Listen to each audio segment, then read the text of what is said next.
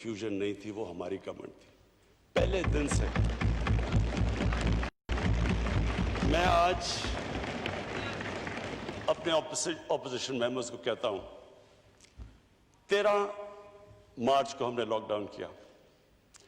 13 मार्च से लेके आज तक मेरी एक स्टेटमेंट बता दें जिसमें तजाद हो। जो मैं 13 मार्च से कह रहा था, आपको टाइम मिलेगा प्लीज, मैं अभी आपको कहता हूं, मैं आपको चैलेंज करता हूं। मैंने कॉन्स्टेंटली 2 चीजों पे बात की कि कोरोना अगर आप कर सकते हैं, अगर आपकी सिंगापुर की आबादी है, अगर आपके पास $50,000 पर कैपिटा इनकम है, अगर आपकी नेचुरल सोशल डिस्टेंसिंग है, तो सबसे बेहतरीन चीज उसको रोकने की है कि बिल्कुल कर्फ्यू लगा दो। मैंने तो ये पहले दिन से कहा, लेकिन मैंने ये भी कहा कि जो हमारा मुल्क की कंडीशंस हैं, हमें ये सोचना पड़ेगा कि अगर हम ये करने जा रहे हैं तो वो गरीब तबके के ऊपर क्या इंपैक्ट पड़ेगा। ये कंसिस्टेंट मेरी स्टेटमेंट्स रही हैं।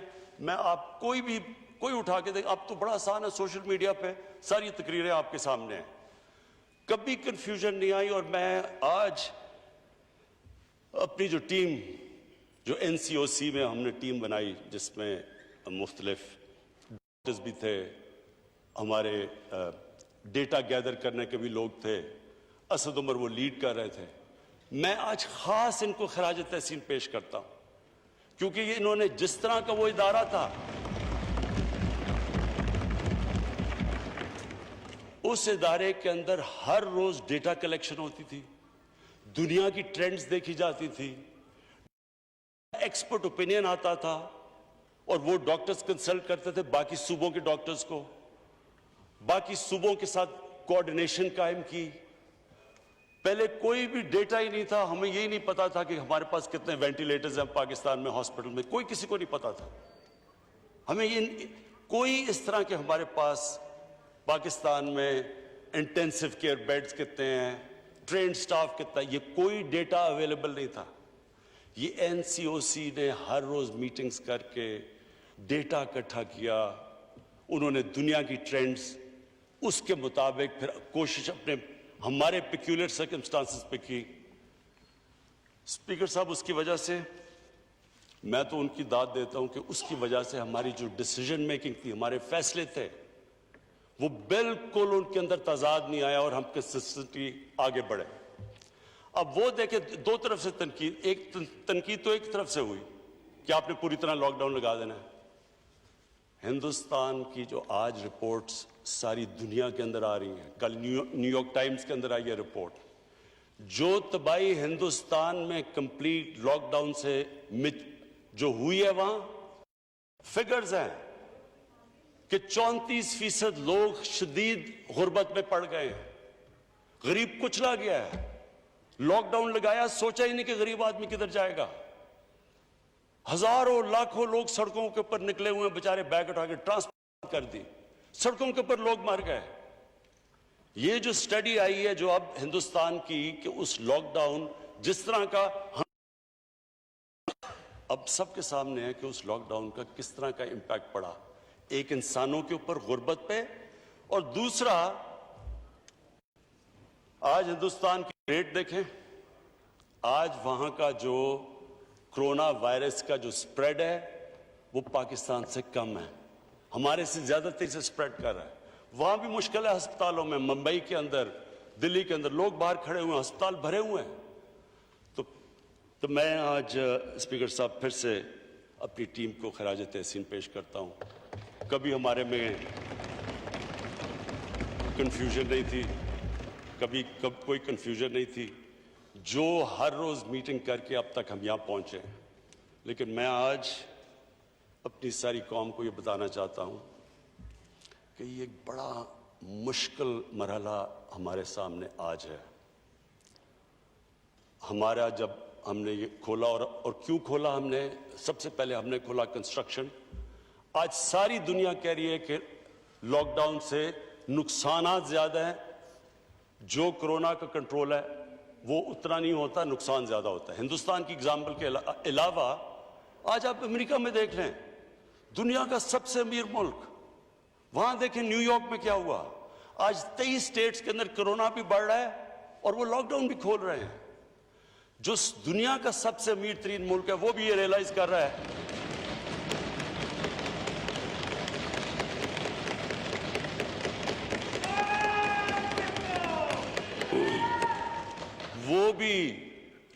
کر رہا ہے کہ دنیا کی سب سے طاقتور اکانومی بھی جب آپ ایک اکانومی کو بند کرتے ہیں وہ بھی برداشت نہیں کر سکتی اس کے اثرات.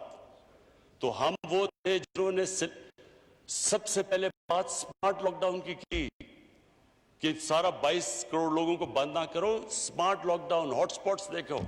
یہ ساری ہماری NCOC کا کمال ہے کہ وہ انہوں نے پوری اسٹڈی کر کے اپنے ملک کی کنڈیشنز میں جس طرح ہم چلے ہیں. اب تک اللہ کا کرم ہوا ہے ہمارے ملک پہ کہ آپ ہماری آبادی دیکھیں اور جس طرح ہم اس میں سے نیویگیٹ کر کے نکلے ہیں, ابھی تک اللہ کا بڑا کرم ہے. لیکن جو اگلا فیز ہے اسپیکر صاحب, یہ مشکل فیز ہے. یہ مشکل اس لیے ہے کہ ہم پوری کوشش کر رہے ہیں کہ عوام کو سمجھ آئے کہ SOPs کو فالو کرنا کیوں ضروری ہے. جو آپ جو بھی ایک فیکٹری کھولتے ہیں, ٹرانسپورٹ کرتے ہیں, جو بھی آپ اپنی کاروبار کی آپ ایکٹیویٹی جب کھولتے ہیں, اور وہ ہمارے لیے ضروری ہے کہ ہم نے روزگار دینا ہے لوگوں کو, وہ اس لیے ضروری ہے فالو کرنا کہ جب کلسٹرز ہوتے ہیں ہمیں پتہ ہے یہ بیماری پھیل جاتی ہے, تیزی سے پھیلتی ہے. اور ہمیں یہ بھی پتہ ہے کہ اگر یہ احتیاط نہ کی گئی تو ہمارے ہاسپٹلس پہ پریشر پڑ گیا ہے, اور اگر احتیاط نہ کی تو مزید اور پڑنے والا ہے. اس لیے یہ ساری اس اسمبلی سے جو بھی عوام دیکھ رہی ہے, جو بھی ہم سب یہاں بیٹھے ہیں, یہ ہم سب کے اوپر لازم ہے کہ ہم یہ اپنی طور پہ پبلک میں لوگوں کو ریئلائز کریں کہ کتنا ضروری ہے ہمیں بچانا اپنے بوڑھوں کو, اپنے بیمار لوگوں کو, بلڈ پریشر کے لوگوں کو, جن کو ڈائبٹیز ہے. اصل میں تو جو سمارٹ لاک ڈاؤن کا مطلب یہ ہے کہ ان کو پروٹیکٹ کیا جائے. ہمیں پتہ ہے کہ عام لوگ ہمارے ماشاءاللہ ہمارے بھی یہاں بیٹھے ہیں جو لوگ ریکور کر بیٹھے ہیں اس سے, لیکن ہمیں یہ پتہ ہے کہ جن کے اندر کوئی بھی ویکنس ہو, یہ ایک ایسی بیماری ہے جو کہ ان کی جانیں خطرے میں ڈال دیتی ہے. تو اس لیے میں آج میں یہ بھی جو رشتہ دار ہیں, جن لوگوں کے آج آلموسٹ 4000 لوگ ہمارے اموات ہو چکی ہیں اس سے, ہم ان کے لیے دعا بھی کرتے ہیں, ہم افسوس کرتے ہیں, ان کے لیے دعا کرتے ہیں جو کہ اس بیماری کی وجہ سے گئے ہیں ملک دنیا سے. لیکن یہ جو اگلا سٹیپ ہے یہ کرٹیکل اس لیے ہے کہ ہمارے پاس اب 2 راستے ہیں. اگر ہم احتیاط کر گئے تو انشاءاللہ جو ہماری فیسلٹیز ہیں وہ اتنی ہیں کہ ہمارا جو ہیلتھ سسٹم ہے وہ کوپ کر جائے گا. لیکن اگر ہم نے بے احتیاطی کی, اور مجھے افسوس سے کہنا پڑتا ہے ہم ہر روز رپورٹ آتی ہے اب ہمیں NCOC میں کہ کون سے صوبے میں, کون سے شہر میں, کون سے ایریاز کے اندر احتیاط کی جا رہی ہے اور کتنی کی جا رہی ہے, کتنی نہیں کی جا رہی. تو اس کے اوپر ایک تو ہم اپنی یہ والنٹیئر فورس ہے, ٹائیگر فورس, ان سب کو ہم نے لگا دیا ہے کیونکہ ایڈمنسٹریشن کے اوپر آگے بہت پریشر ہے, وہ تھک چکے ہیں, تو ان کو لگا دیا ہے SOPs کے اوپر. لیکن یہ ہم انفورس بھی کریں گے, اوپر سے ہمارے جو NCOC میں ہاٹ سپاٹس دیکھ رہے ہیں سلیکٹیو ایریاز کو بند بھی کریں گے. لیکن میں آج یہ کہہ دوں کہ یہ اگر مہینہ ہم احتیاط سے گزار بیٹھے تو ہم انشاءاللہ اس کے برے اثرات سے بچ سکتے ہیں. ایک اور بات ہوئی جی کہ کورونا کے پیچھے ہم چھپ رہے ہیں اور اپنی جو ہماری کمزوریاں وہ چھپا رہے ہیں کورونا کے پیچھے. میں اسپیکر صاحب صرف فگر دینا چاہتا ہوں, آج ہی آئیے وہ فگر. آج IMF نے آج ان کی آفیشلی انہوں نے ان کی فگر نکلی ہے. دنیا کی اکانومی کو $12 ٹریلین کا نقصان ہو چکا ہے, اور جو انڈیویجول اکانومیز ہیں इंग्लैंड की इकोनॉमी, उनका 20% उनकी इकोनॉमी नीचे गिर पड़ी है, नेगेटिव ग्रोथ रेट में चली गई है। सारी दुनिया ये कह रही है कि 100 साल के अंदर ये सबसे बड़ा इकोनॉमिक क्राइसिस आया है। हमें ये कहा जाता है कि जी अच्छा, इंग्लैंड के अंदर तो चले इकोनॉमिक क्राइसिस आ गया, उनके 40,000 लोग मर चुके हैं। लेकिन स्पीकर साहब, इसका कोई ताल्लुक ही नहीं है कि कितनी अमवात हुई हैं। लॉकडाउन का तो सिर्फ जितनी देर आप लॉकडाउन करते हैं, इकोनॉमी बंद कर देते हैं, वो फर्क नहीं पड़ता कितनी अमवात हुई हैं। पॉइंट ये है कि उसका इकोनॉमी पे क्या फर्क पड़ता है। तो हमने जो 13 मार्च से इकोनॉमी बंद की अपनी, और शुक्र है हमने पहले खोलनी शुरू की जो कंस्ट्रक्शन, आप ये देख लें कि आज हिंदुस्तान में क्या हुआ है। सो पॉइंट मैं ये कह रहा हूं कि इससे ये कहना कि आपकी इकोनॉमी को फर्क ही नहीं पड़ा, यानी ये इस कहीं भी दुनिया के अंदर आप देखें, सारी दुनिया की इकोनॉमी में, यानी दुनिया रिसेशन में चली गई है। $12 ट्रिलियन अगर दुनिया की इकोनॉमी को लॉस हुआ है, और अभी ये भी नहीं पता कि कितना और लॉस होना है। आज कोई भी प्रेडिक्ट नहीं कर सकता कि इसको रिकवर करने में कितनी देर लगेगी। आज कोई ये भी नहीं बता सकता कि कितनी इंडस्ट्रीज हमेशा के लिए बंद हो गई हैं, जो रिवाइव ही नहीं अब हो सकती। सारी दुनिया का जो सर्विस सेक्टर है, टूरिज्म है, एयरलाइन सेक्टर है, सारी दुनिया के अंदर वो क्राइसिस में चला गया है, क्योंकि ये लोगों को ये नहीं पता ये कब से फिर से चलेगा। तो ये जो कहना, मुझे अजीब लगा ये कहना कि जनाब हाँ आप छुप रहे हैं कोरोना के पीछे। मैं जी अब ये सेकंड पॉइंट पे आ रहा हूं। इकोनॉमी के ऊपर बहुत बातचीत हुई कि हमारी इकोनॉमी का पहले ही बहुत बुरा हाल था, हम फेल हो गए थे इकोनॉमी के अंदर। तो मैं आज स्पीकर साहब से पहले बैकग्राउंड थोड़ी सी दे दूं कि तहरीक इंसाफ की गवर्नमेंट को किस तरह की इकोनॉमी मिली थी। ये मैं आपको फिगर्स दे रहा हूं, ये सारी ऑथेंटिकेट आप कर सकते हैं कि क्या हमें तो ऐसे लग रहा है कि हमें कोई स्विट्जरलैंड की इकोनॉमी मिली थी। हम तो उसी में परफॉर्म करना है जो हमें मिली थी, हमें तो वहां से गेज करें कि क्या ये आपने पॉइंट 0 से शुरू किया था कि आप ऊपर गए या माइनसेस में गए। तो मैं आपके सामने सिर्फ स्टैटिस्टिक्स रख दूं, तो ये आपको खुद ही एक्सप्लेन कर देंगे कि इकोनॉमी मिली कैसे थी। सबसे बड़ा प्रॉब्लम $20 अरब का करंट अकाउंट डेफिसिट था। मैं आम लोगों को जो देख रहे होंगे, मैं समझाना चाहता हूं, कोई शायद करंट अकाउंट डेफिसिट को सही तरह ना समझ सके। दुनिया जब किसी इकोनॉमी को देखती है कि क्या इसकी सेहत अच्छी है या बुरी है, वो सिर्फ एक फिगर देखती है। सबसे पहली जो फिगर देखती है वो देखती है कि क्या एक मुल्क के अंदर डॉलर ज्यादा आ रहे हैं या मुल्क से बाहर डॉलर ज्यादा जा रहे हैं। अगर आपके मुल्क के अंदर ये करंट अकाउंट डेफिसिट हो तो इसका मतलब कि आपकी इकोनॉमी बीमार है। जो हमें इकोनॉमी मिली, ये पाकिस्तान की तारीख का इन डॉलर टर्म्स सबसे बड़ा डेफिसिट था $20 अरब का। उसके बाद, और वो क्यों हुआ, वो हुआ भी क्यों? हमारी जो एक्सपोर्ट्स थी वो $20 अरब के ऊपर तकरीबन स्टैग्नेट कर गई, लेकिन जो इंपोर्ट्स थी वो $60 अरब पे चली गई। जब इतना बड़ा तजाद इंपोर्ट और एक्सपोर्ट पे हो तो इसका सबसे बड़ा इंपैक्ट किधर जा रहा था? एक्सचेंज रेट के ऊपर। डॉलर कम हो जाते हैं, डॉलर की कीमत ऊपर, रुपए की कीमत नीचे, तो प्रॉब्लम्स तो सारे उधर से शुरू हो जाते हैं। जब हम आए तो सबसे बड़ा मसला क्या हुआ? महंगाई। अब महंगाई कैसे ना होती? महंगाई जब रुपया पहले 104 पे था, जब हमें मिला, जब तक हमारी बारी 122 पे हो गया, और वो हमारा जाके एंड में रुपया पहले गिरा और फिर स्टेबलाइज कर गया जो हमने कदम उठाए। लेकिन जो उसका इंपैक्ट पड़ा, जब सारी इंपोर्ट्स महंगी हो गई, जब आपका रुपया कमजोर हुआ और जब तेल की कीमत महंगी हो गई, उसका इंपैक्ट बिजली पे सब पे पड़ गया। तो स्पीकर साहब, वो मुल्क में लोगों में गुर्बत में इजाफा होना था, वो मुश्किल वक्त आना था जब ये एडजस्टमेंट होनी थी। लेकिन ये हमने तो इनहेरिट की थी, ये हमने तो नहीं इतना बड़ा ये डेफिसिट दिया। اب دوسرا جی، جو قرضے گئے لائبلٹیز 2013 میں 16 ٹریلین 16,000 ارب روپے کا قرضہ تھا. جب ہماری باری آئی تو وہ ٹوٹل لائبلٹی 1,000 ارب پہ پہنچ گئی. سال جو ہم نے جتنی کلیکشن کی وہ پہلا سال ویسی مشکل تھا، آدھا اس کا چلا گیا ان کے قرضوں کی قسطیں، ان کے لیے ہوئے قرضوں کی قسطیں ادا کرنے میں.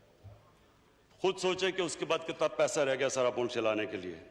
جو ریزروز تھے ان کے 20 ارب ڈالر کے ریزروز تھے، وہ کریش کر کے 10 ارب ڈالر پہ آگے جب ہمیں گورنمنٹ ملی. اور میں آپ کو یہ بھی بتاؤں کہ حال یہ تھا شروع میں کہ ہمارے پاس پیسے نہیں تھے، جو لائبلٹیز تھیں، جو ایکسٹرنل لائبلٹیز تھیں، ہمارے پاس پیسے نہیں تھے. اسپیکر صاحب دنیا میں گئے، اپنے دوستوں کے پاس گئے، پیسے مانگنے گئے کہ جناب ہمارے پاس ریزروز نہیں ہیں، ہماری مدد کریں. دیکھیں اسپیکر صاحب، میں اس ملک کا سب سے بڑا فنڈ ریزر ہوں. 30 سال سے پیسے اکٹھے کر رہا ہوں. مجھے کبھی شرم نہیں آئی پیسے اکٹھے کرتے ہوئے جب میں پاکستانیوں سے پیسے اکٹھے کرتا ہوں اپنے ملک کے لیے، اپنے ہسپتالوں کے لیے، یونیورسٹی جس میں غریب بچے پڑھ سکتے ہیں. مجھے کوئی شرم نہیں آتی. سیلاب کے لیے، زلزلے کے لیے، تو اپنے لوگوں سے پیسے اکٹھے کر رہا ہوں، شوکت خانم کے لیے. لیکن اسپیکر صاحب جو مجھے شرم آئی جب ہم دوسرے لوگوں سے جا کے اپنے ملک کے لیے پیسے مانگے. میرے ساتھ لوگ، میرے ساتھ ٹیم تھی، شاہ جی میرے ساتھ تھے، اسد میرے ساتھ تھا. دیکھیں آپ جو مرضی کر لیں، آپ کا جتنا مرضی وہ خیر خواہ ہو، دوست بھی ہو، لیکن جب آپ ہاتھ پھیلاتے ہیں نا کسی کے سامنے، اس کی آنکھوں میں ایک لک آتی ہے. اور وہ صرف میرے لیے شرم کی بات نہیں، میرے ملک کے لیے ہے کہ میں ملک جب جا کے کسی سے پیسے مانگتا ہے. اور وہ ہم کیوں مانگ رہے تھے؟ ہمارے پاس پیسے نہیں تھے، ہم ڈیفالٹ کرنے کے سٹیج پہ آئے ہوئے تھے. تو ہم 3 مہینے تو لگے ہوئے، کبھی ایک ملک میں جا رہے ہیں، کبھی دوسرے ملک میں پیسے مانگنے کے لیے. اور اسپیکر صاحب یہ ہماری وجہ سے نہیں تھا، یہ ہمارے ملک کی بدقسمتی کہ ہمارے جو اس ملک میں لیڈرشپ تھی.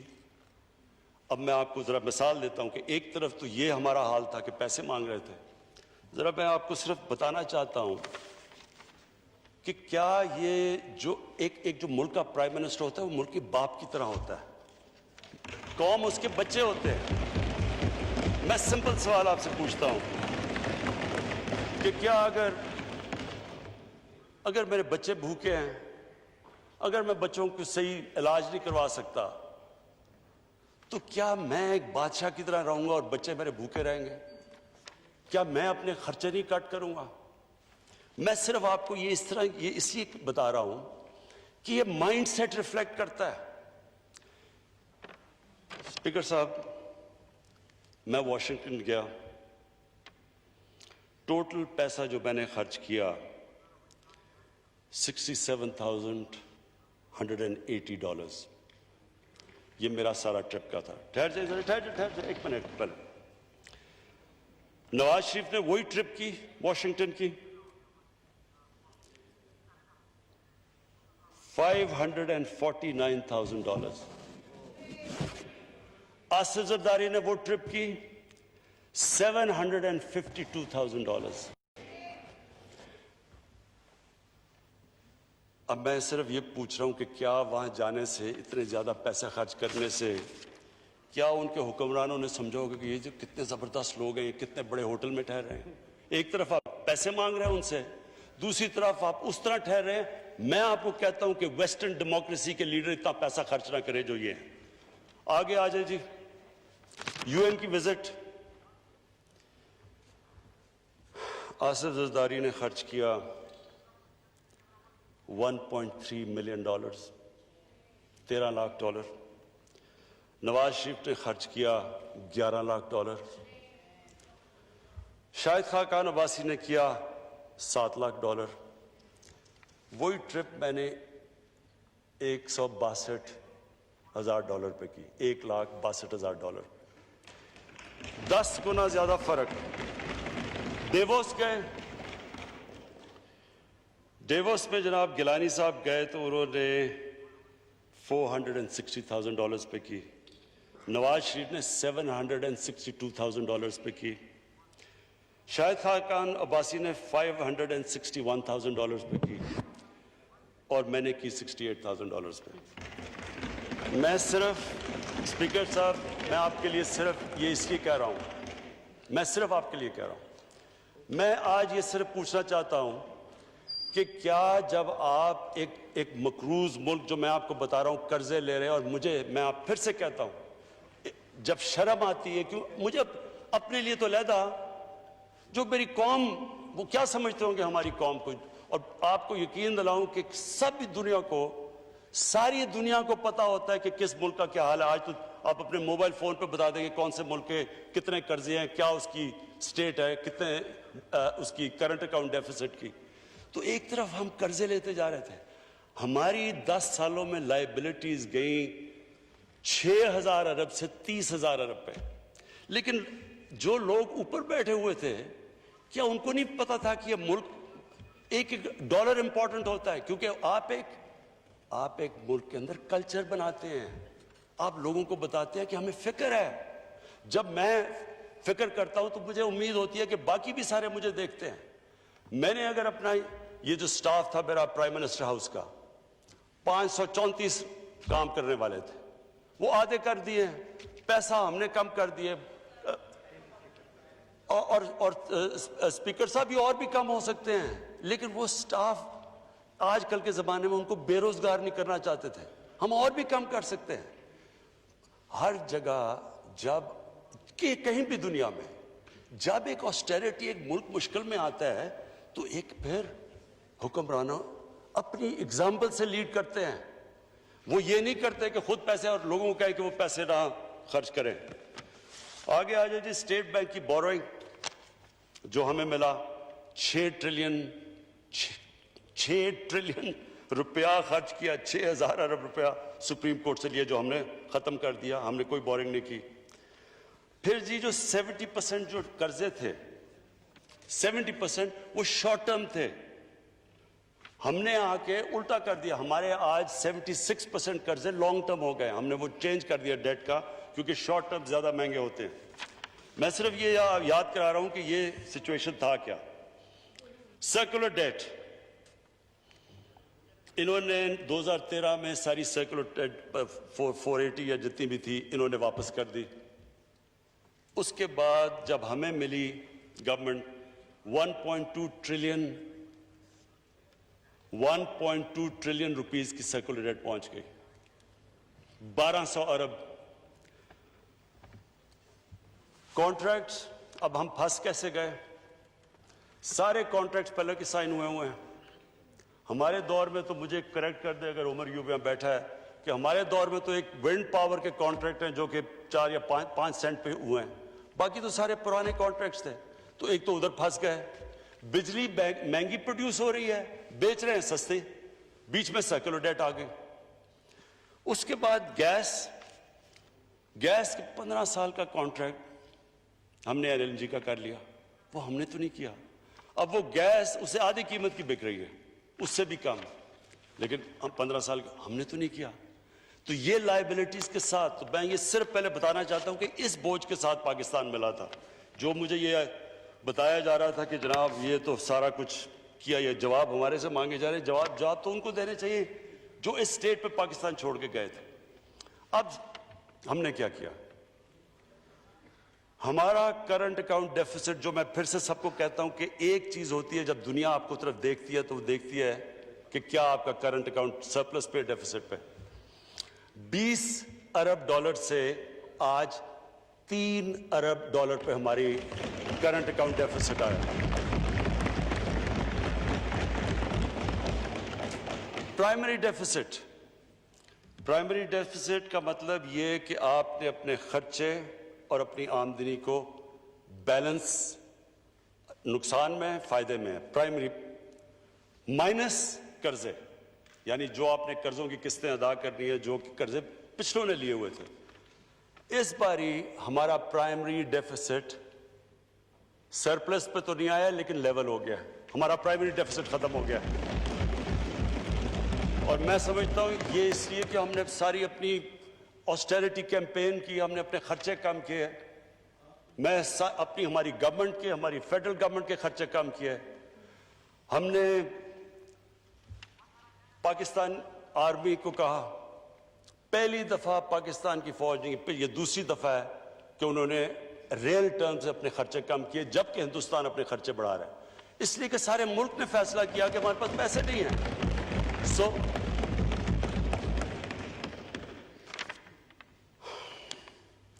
اس کے بعد جی جو چیز مجھے خاص خوشی ہے جو ہم نے کی وہ یہ کہ ہم نے جو غریبوں کے لیے، جو عام لوگوں کے لیے جو ہمارا احساس پروگرام، جو پاکستان کی تاریخ کا سب سے بڑا پروگرام ہے عام لوگوں کو غربت سے نکالنے کا، پاورٹی ایلیویشن کا، اس کو اس برے وقت میں، جبکہ کووڈ کے جو آخری یہ جو کوارٹر تھا ہماری کریش کر گئی، جس طرح ساری دنیا میں ریونیوز کریش کے جب ہمارے کر گئے، تو اس کے ہم نے 208 ارب بلکہ کم نہیں کیا، احساس پروگرام کا ہم نے اس کی زیادہ بڑھا دیا۔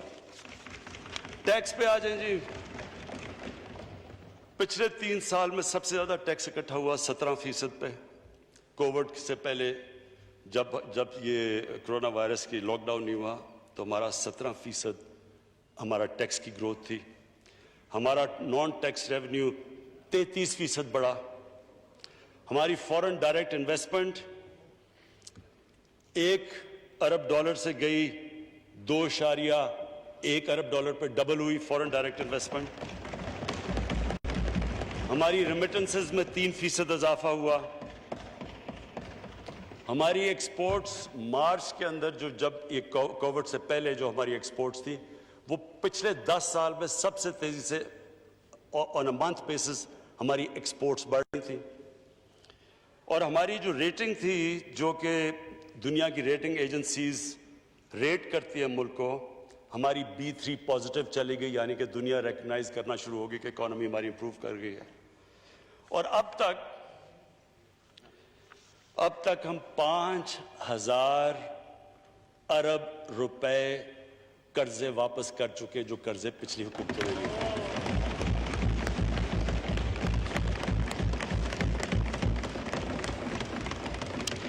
اب جی میں آپ کو وے فارورڈ بتاتا ہوں کہ یہ جو آج کل حالات ہیں، مشکل حالات ہیں، سب جانتے ہیں، ان کی ساری دنیا کو پرابلم ہے، ہمیں اکیلے کو نہیں ہے۔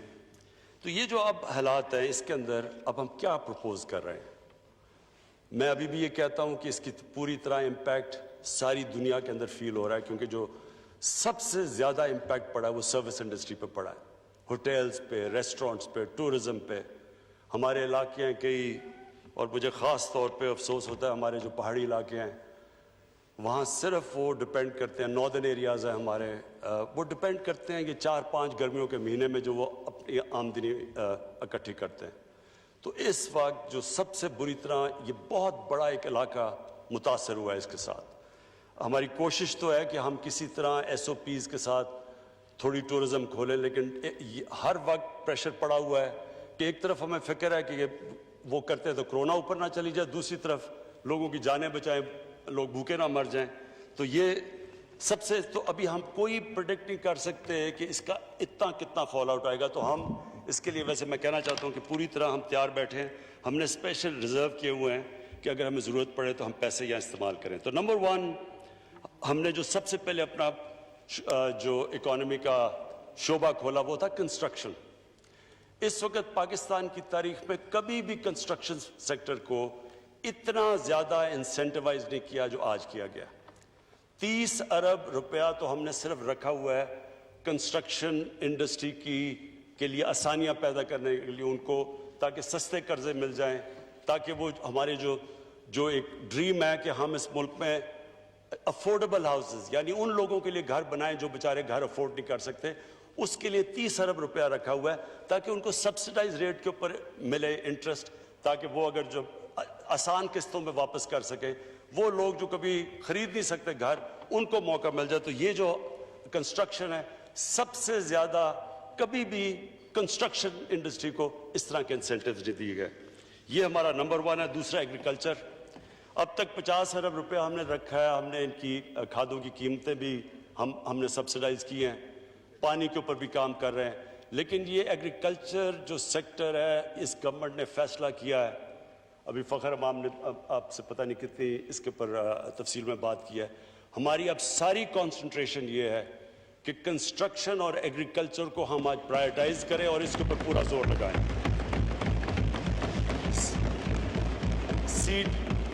سیڈ ڈیولپمنٹ کے اندر کیونکہ ہم پیچھے رہ گئے ہیں بہت، اور اس میں ہم چائنا کی پوری مدد دے رہے ہیں۔ میں آپ کو کہنا چاہتا ہوں کہ چائنا سے مسلسل ہماری کوشش ہے کہ ان سے ٹیکنالوجی ٹرانسفر کروائی جائے ایگریکلچر سیکٹر کے اوپر۔ ہم نے جو اپنا پی ایس ڈی پی ہے، اس مشکل حالات میں بھی ہم نے اپنا پی ایس ڈی پی کو کم نہیں کیا، اور ہم نے اپنے نان ڈیولپمنٹ ایکسپینڈیچر کے اوپر کٹس ڈالے ہیں، لیکن پی ایس ڈی پی اس لیے نہیں ہم نے کم کیا کیونکہ ہم چاہتے ہیں کہ اس سے اکانومی ہماری چلنی شروع ہو اور لوگوں کو روزگار ملے۔ ہمارا جو تیسرا انڈسٹری کے اندر جب تک ہم اپنی ایکسپورٹس نہیں بڑھاتے، ہم اسی کرائسس کے اندر جو اب تک پھنسے ہیں، یہ کرنٹ اکاؤنٹ ڈیفیسٹ میں پھنسے رہیں گے۔ تو ہم انڈسٹری کے لیے ہزاروں را مٹیریل ہیں جو کہ آپ کو بتا دیں گے کہ جن کے اوپر سے ہم نے بالکل ڈیوٹی اٹھا لی ہے تاکہ ہمارا کاسٹ آف ڈوئنگ بزنس کم ہو، تاکہ ہماری انڈسٹری ریوائیو ہو، کیونکہ آپ کو پتہ ہے پاکستان ڈی انڈسٹریلائز ہو رہا تھا، ایکسپورٹ سٹیگنیٹ کی ہوئی تھی، اور ایکسپورٹس کے بغیر دیکھیں نا، یہ بڑی اچھی بات کرتے ہیں کہ جی گروتھ ریٹ آپ کی نیچے آ گئی، کہ آپ ایک 5% پہ گروتھ ریٹ تھی۔ اگر آپ کی گروتھ ریٹ 5% پہ ہے اور آپ کا ریکارڈ کرنٹ اکاؤنٹ ڈیفیسٹ ہے، آپ کی امپورٹ 60 ارب کی ہیں اور ایکسپورٹس 20 ارب کی ہیں، تو وہ ملک وہ سسٹینیبل ہی نہیں ہے، وہ تو جانا اس نے کرائسس میں ہے۔ جو بھی دنیا آگے نکلی ہے وہ تو صرف نکلی ایکسپورٹ لیڈ گروتھ کے اوپر ہے۔ آج چائنا کی اسٹرینتھ کیا ایکسپورٹس ہیں، ساؤتھ کوریا، جو بھی ٹائیگر آگے بنا تھا ایشین ٹائیگر، اس کی سب سے بڑی پرائیورٹی تھی ایکسپورٹس۔ تو ایکسپورٹس کے اوپر جب تک کہ آپ انسینٹیوائز نہیں کریں گے اپنی انڈسٹری کو، تو وہ کمپیٹ نہیں کر سکتی۔ تو ہم ان کے را مٹیریلز کے اوپر بھی ہم نے یہ جو کیا، میرے خیال میں یہ بہت بڑا انسینٹیو ہے۔ اور پھر چوتھی چیز، میں یہ جو اپنا احساس پروگرام ہے، یہ ہمارا سب سے امپورٹنٹ پروگرام ہے، کیونکہ اسپیکر صاحب، کبھی بھی کوئی ملک آج تک دنیا میں اوپر گیا ہی نہیں جدھر ایک چھوٹا سا طبقہ امیر ہوتا جائے اور عوام ادھر کی ادھر رہے، غریب رہے۔ یہ جو ہمارا ملک میں امیر اور غریب کے اندر فرق بڑھتا جا رہا ہے، یہ سب سے بڑی امپیڈمنٹ ہے اس ملک کے آگے بڑھنے سے، یہ ہمیں روک رہا ہے آگے بڑھنے سے۔ تو یہ جو ہمارا احساس پروگرام ہے، یہ ملٹی فیسٹڈ ہے۔ ایک تو کیش ہینڈ آؤٹس، یہ جو ہم نے بڑے مشکل وقت پہ جو بچایا ہے لوگوں کو، یہ جو کیش دیا ہے 144 ارب روپیہ، یہ جو یہ ریکارڈ ٹائم کے اندر اتنا زیادہ پیسہ، اتنے زیادہ 1 کروڑ 20 لاکھ خاندان کو اتنے تھوڑے ٹائم پہ اتنا زیادہ پیسہ اور شفافیت سے، کوئی آج نہیں کہہ سکتا کہ کسی نے پولیٹیکل بیسس پہ یہ پیسے بانٹے ہیں۔ اور یہ انشاءاللہ 100، اور یہ ہم اس کو آگے بھی ایکسپینڈ کر رہے ہیں، اور اس کو 1 کروڑ 60 لاکھ خاندانوں تک ہم یہ لے کے جا رہے ہیں۔ جو اسپیکر صاحب، جو دوسری چیز جس کے اوپر مجھے خاص میں سمجھتا ہوں کہ یہ جو میری اور ہماری پارٹی کی ہمیشہ یہ جو ہماری ویژن ہے کہ اس نے جانا ہے ایک فلاحی ریاست کی طرف، تو فلاحی ریاست کے اوپر جو پہلا ہم نے قدم اٹھایا تھا مشکل حالات میں، جس طرح میں نے بتایا اکانومی ملی، پناہ گاہ، اب تک ہم 200 پناہ گاہ بنا چکے ہیں، اور ہمارا پروگرام ہے کہ یہ جدھر بھی لیبر سینٹرز ہے، جدھر بھی مزدور جاتا ہے، جدھر بھی ڈیلی ویجر آتا ہے، اس کے لیے ہم یہ پناہ گاہ بناتے جائیں تاکہ اس کے پیسے بچیں وہ جب پناہ گاہ میں ٹھہرتا ہے تو اس کو کھانا ملتا ہے وہاں، اس کو کوئی رینٹ نہیں کرنا پڑتا، سڑک پہ نہیں سوتا، وہ نہاتا ہے وہاں. تو یہ ہم پناہ گاہ، ہمارا پورا پلان ہے کہ یہ سارے پاکستان میں ایکسپینڈ کرنا ہے. اور یہ وہ ویژن ہے ایک فلاحی ریاست کی طرف جس کا مجھے خاص طور پہ یہ پناہ گاہ کے اندر جب میں اپنی پارٹی کے لوگوں کو بھی کہتا ہوں کہ جا کے دیکھیں مزدوروں سے بات کریں، پتہ تو چلوائیں کہ آپ کو پتہ چلے کہ عام آدمی کئی دفعہ کن مشکلات کا سامنا کرنا پڑتا ہے. اور اس سے زیادہ عجیب جو میں سمجھتا ہوں کہ جو ہمارا انصاف کارڈ ہے، 1 کروڑ خاندانوں کو انصاف کارڈ ہم پہنچا رہے ہیں. کے پی کے اندر کے پی کی گورنمنٹ نے فیصلہ کیا کہ وہ سارا نچلے طبقے کو احساس کارڈ اور سارا جو فاٹا کا علاقہ ہے ان سب کو احساس کارڈ جس میں 7 لاکھ پہلے 7,20,000 تھا تو وہ 10 لاکھ پہ ہے. 10 لاکھ کا مطلب یہ کہ ایک غریب خاندان جو سب سے زیادہ تکلیف میں گھر ہوتا ہے جب کسی کو بیماری ہو جائے، اور اب یہ کووڈ کی وجہ سے جو ہم کہانیاں سنتے ہیں بہت مشکل میں گزرتے ہیں، تو وہ جو ایک غریب گھرانے کے اندر جب ان کا بجٹ پہلے سے کم ہوتا ہے، پہلے سے وہ مشکل سے اب پیسے کما رہے ہوتے ہیں اپنے بچوں کو پالنے کے لیے، کھانا دینے کے لیے، ایک بیماری ہوتی ہے وہ سارا خاندان چلا جاتا ہے غربت کے نیچے کیونکہ وہ سب کچھ بیچ دیتے ہیں. یہ سب سے بڑی پروٹیکشن ہے کہ غریب گھرانے کے پاس پیسے ہوں وہ جا کے اپنا علاج کروا سکے. اور یہ انشاءاللہ ہم سارا کوریج سارے پاکستان میں کریں گے.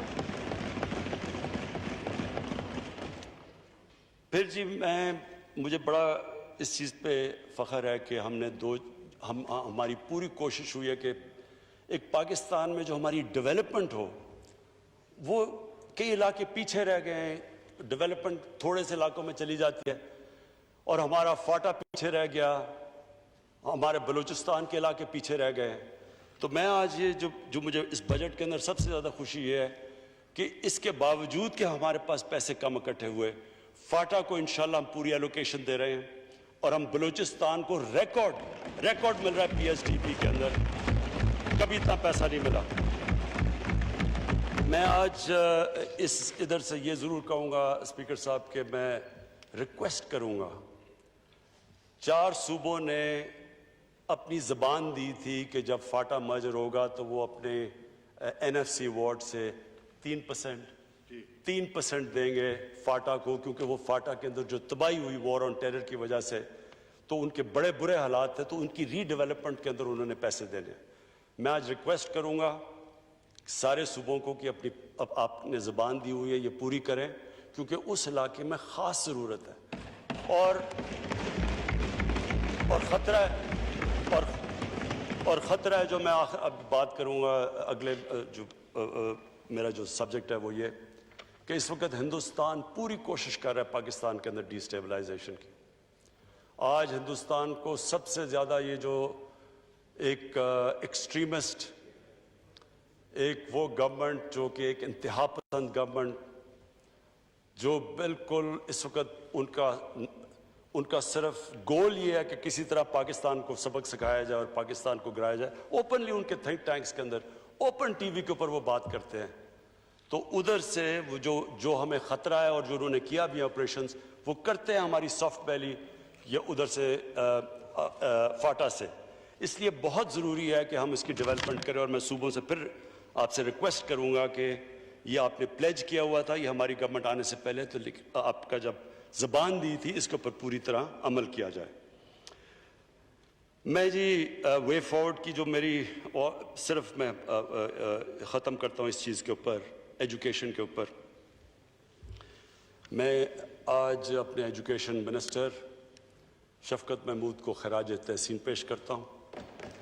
ابھی میں بتایا نہیں کیوں، میں اس لیے خراج تحسین پیش کرتا ہوں کہ انہوں نے وہ 2 کام کیے ہیں جو مجھے افسوس سے کہنا پڑتا ہے کہ کبھی کسی نے اس کی طرف توجہ نہیں دیا تھی تو ان کی پولیٹیکل نہیں تھی. نمبر 1 کہ پاکستان کے اندر یہ جو 3 ٹیئر سسٹم چل رہا ہے، جو ایجوکیشن اپارٹھائڈ ہے، امیر کے لیے انگلش میڈیم، اردو میڈیم اور پھر دینی مدرسے، 3 ڈفرنٹ کلچرز ایک ملک کے اندر آ رہے ہیں. انگلش میڈیم کو وہ उर्दू मीडियम कहता है बर्गर क्राउड, उनका कोई उनका कनेक्शन नहीं है, दीनी मदरसे कुछ और सोचते हैं उनकी। सो ये पहली दफ़ा हुआ कि पहली चीज़ एक कोर एजुकेशन सिलेबस इंशाल्लाह मार्च 2021 में सारे पाकिस्तान में लागू हो जाएगा।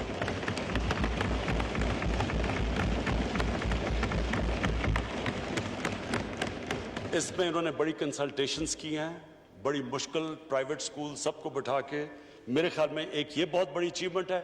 और दूसरी कि दीनी मदरसों को मेन स्ट्रीम में लाना, ये पहले भी कोशिशें हुई हैं। तकरीबन 25 लाख बच्चे पढ़ते हैं दीनी मदरसों में, आज तक किसी ने नहीं सोचा कि वो क्यों नहीं मेन स्ट्रीम में आ सकते, वो क्यों नहीं डॉक्टर्स इंजीनियर्स बन सकते।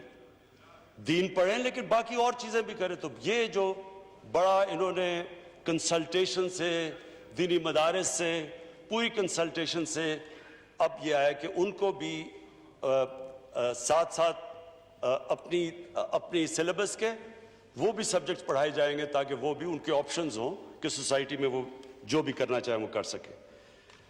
मेरी आखिरी 2 पॉइंट्स है जी फॉरेन पॉलिसी के ऊपर। मैं ये समझता हूँ कि इस गवर्नमेंट की जो सबसे बड़ी कामयाबी है वो फॉरेन पॉलिसी में।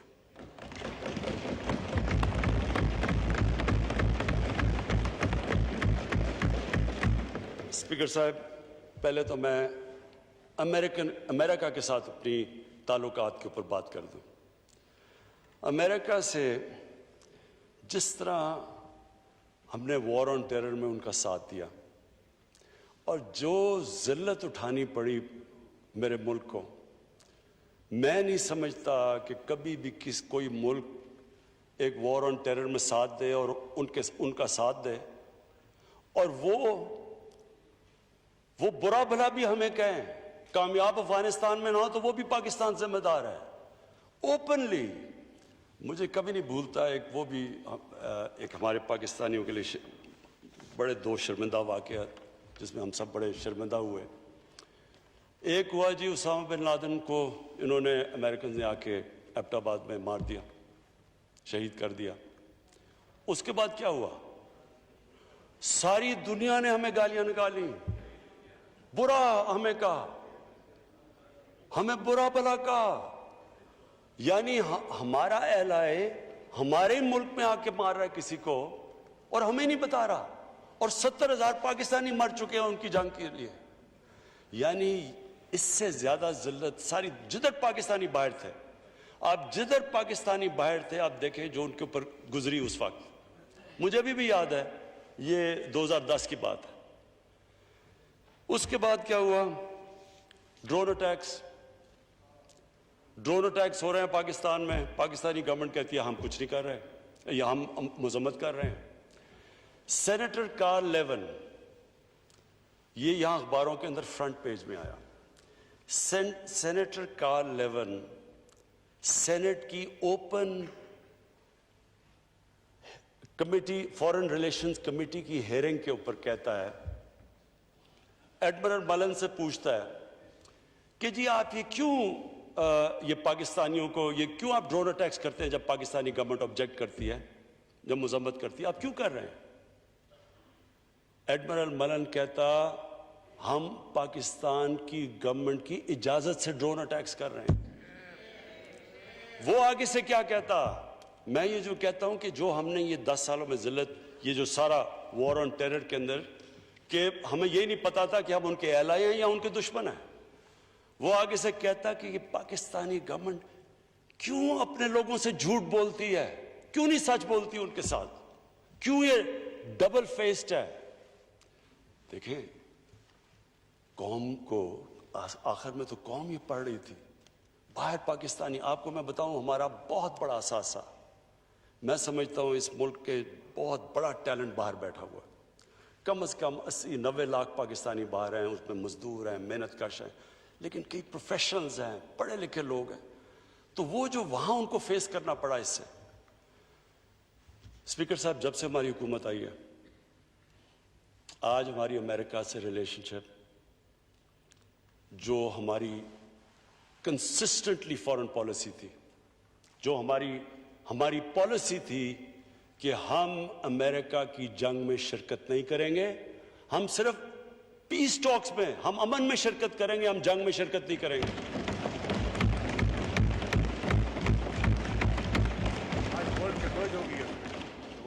آج یہ تھا کہ ان کا جو سب سے ہارڈ لائن سینیٹر لنڈزی گریم وہ پاکستان آتا ہے اور پاکستان آ کے سٹیٹمنٹ دیتا ہے کہ جو تحریک انصاف اور عمران خان کہہ رہا تھا there is no military solution, there is only political solution, endorse کرتا ہے. آج ہماری ان سے ریلیشن شپ کوئی اس کے اندر کوئی آج نہیں ہمیں کہتا کوئی دوگلا پن ہے، کوئی ہم ڈسیو کر رہے ہیں، ہم کوئی کسی کی جنگ نہیں لڑ رہے. ایک ریلیشن شپ ٹرسٹ کے اوپر ہے. میں یہ نہیں کہہ رہا کہ ہمارا کوئی اس کی وجہ سے کوئی پاکستان کو ہمیں کہنا کہ جی ہمیں ان سے کوئی ایڈ لیں یا کچھ لیں. ایک تو مجھے یہ بھی شرم آتی ہے، سارا وقت ہم یہ ایکسپیکٹ کرتے ہیں، لیکن ہماری ریلیشن شپ اب ہمیں وہ کوئی ذلیل نہیں کر رہا. وہاں ہمیں جب بھی وہ میں جو ڈونلڈ ٹرمپ ملا ہے عزت دی ہے، اس نے کوئی ہمیں کوئی کہا نہیں کہ جی میرے لیے بلکہ ریکویسٹ کرتا ہے کہ ہماری مدد کرو افغانستان میں امن لانے کے لیے. اور اسپیکر صاحب میں بڑا آج اپنی حکومت کو، اپنی فورن پالیسی کو، اپنے فورن منسٹر کو، ان سب کو پھر خراج تحسین پیش کرتا ہوں کہ آج سب اکنالج کرتے ہیں کہ پاکستان کا بہت بڑا ہاتھ ہے جو افغانستان میں پیس ٹاکس کی طرف جا رہا ہے، اور دعا کرتے ہیں اللہ سے کہ افغانستان میں امن ہو تاکہ ہم پاکستان کا اور افغانستان کا بہت فائدہ ہے امن میں، کیونکہ ہمارے ساتھ سارا سینٹرل ایشیا کھل جاتا ہے ٹریڈ کے لیے، اور فیوچر تو ٹریڈ کی ہے. میں جی دو اور جو ہماری فورن پالیسی میں، ایک ہمارے سعودی عربیہ سے بڑے زبردست تعلقات ہیں، ہمیشہ رہے ہیں، انہوں نے مدد بھی کی. دوسری طرف ایران ہمارا ہمسایہ ہے. ہم نے پوری کوشش کی اور کر رہے ہیں کہ کسی طرح سعودی عربیہ اور ایران کے اندر یہ جو پھیلایا جا رہا ہے، اور میں آپ کو یہ یقین دلاتا ہوں کہ یہ ایک ایسے سپوائلرز ہیں، وہ چاہتے ہیں کہ ادھر کانفلکٹ ہو. سارے مسلمان دنیا میں اٹھا کے دیکھ لیں، لیبیا سے دیکھیں، ہر جگہ تباہی مچی ہوئی ہے، سیریا میں دیکھ لیں، افغانستان میں بھی ابھی تھوڑا ٹھیک ہو رہا ہے، صومالیہ. تو وہ چاہتے ہیں کہ یہاں ایک کانفلکٹ ہو جائے.